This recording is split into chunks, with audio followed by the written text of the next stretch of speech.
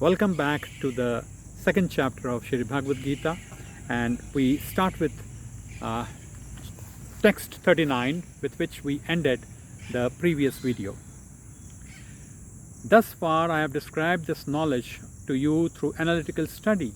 Now listen as I explain it in terms of working without fruitive results. O son of Partha, when you act in such knowledge, you can free yourself from the bondage of works. In this endeavor, there is no loss or diminution, and a little advancement on this path can protect one from the most dangerous type of fear. Those who are on this path are resolute in purpose, and their aim is one. O beloved child of the Kurus, the intelligence of those who are irresolute is many-branched. Men of small knowledge are very much attached to the flowery words of the Vedas, which recommend various fruitive activities for elevation to heavenly planets, resultant good birth, power, and so forth. Being desirous of sense gratification and opulent life, they say that there is nothing more than this. In the middle of those who are too attached to the sense enjoyment and material opulence, and those who are bewildered by such things, the resolute determination for devotional service to the Supreme Lord does not take place. The Vedas deal mainly with the subject of the three modes of material nature. O Arjuna, become transcendental to those three modes. Be free from all dualities and from all anxieties for gain and safety, and be established in the self. All purposes served by a small well can at once be served by a great reservoir of water. Similarly, all the purposes of the Vedas can be served to one who knows the purpose behind them. You have a right to perform your prescribed duty, but you are not entitled to the fruits of action.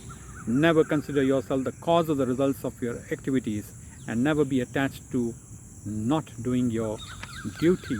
Perform your duty equipoised, O Arjuna, abandoning all attachment to success or failure. Such equanimity is called yoga. Yoga is not something only physical. O Dhananjay, keep all abominable activities far distant by devotional service, and in that consciousness surrender unto the Lord. Those who want to enjoy the fruits of their work are misers. A man engaged in devotional service rids himself of both good and bad actions even in this life. Therefore, strive for yoga, which is the art of all work. By thus engaging in devotional service to the Lord, great sages or devotees free themselves from the results of work in the material world. In this way, they become free from the cycle of birth and death, and attain the state of beyond all miseries by going back to Godhead. When your intelligence has passed out of the dense forest of delusion, you shall become indifferent to all that has been heard and all that is to be heard. When your mind is no longer disturbed by the flowery languages of the Vedas, and when it remains fixed in the trance of self-realization, then you will have attained the divine consciousness. Arjuna said, O Krishna, what are the symptoms of those whose consciousness is thus merged in the transcendence? How does he speak, and what is his language? How does he sit, and how does he walk?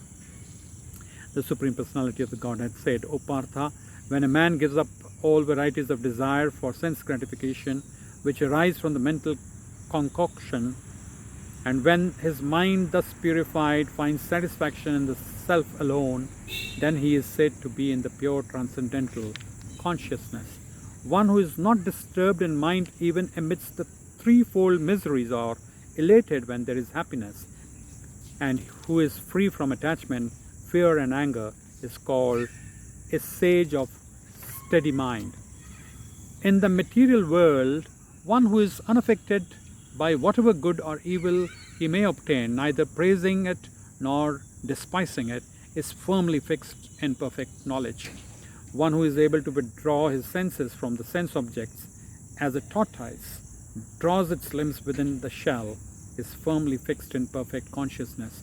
The embodied soul may be restricted from sense enjoyment, though the taste of sense objects remains, but ceasing such engagements by experiencing a higher taste, he is fixed in consciousness. The senses are so strong and impetuous, O Arjuna, that they forcefully carry away the mind even of a man of discrimination who is endeavoring to control them.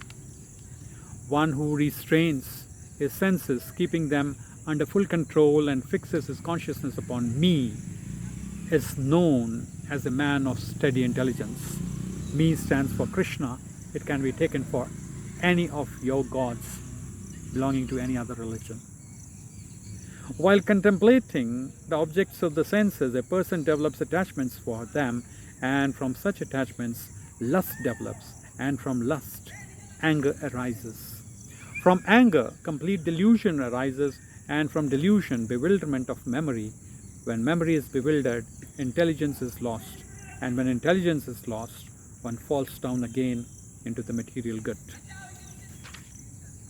But a person free from all attachments and aversions and able to control his senses through regulative principles of freedom can obtain the complete mercy of the Lord. From one thus satisfied in Krishna consciousness, the threefold miseries of material existence exist no longer. In such satisfied consciousness, one's intelligence is soon well established. As a strong wind sweeps away a boat on the water, even one of the roaming senses on which the mind focuses can carry away a man's intelligence. Therefore, O mighty armed, one whose senses are restrained from their objects is certainly of steady intelligence. What is might for all beings is the time of awakening for the self-control, and the time of awakening for all beings is night for the introspective sage.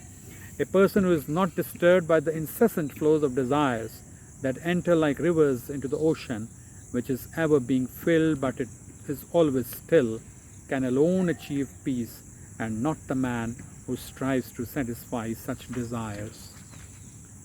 A person who has given up all desires for sense gratification, who lives free from desires, who has given up all sense of proprietorship and is devoid of false ego, he alone can attain real peace. That is the way of the spiritual and godly life, after attaining which a man is not bewildered. If one is thus situated, even at the hour of death, one can enter into the kingdom of God. Here ends chapter 2 of Shri Bhagavad Gita. Thank you for listening. Please leave your comments. Please subscribe to this channel, and please let me know whether you are able to comprehend what I'm reading out. Thank you so much.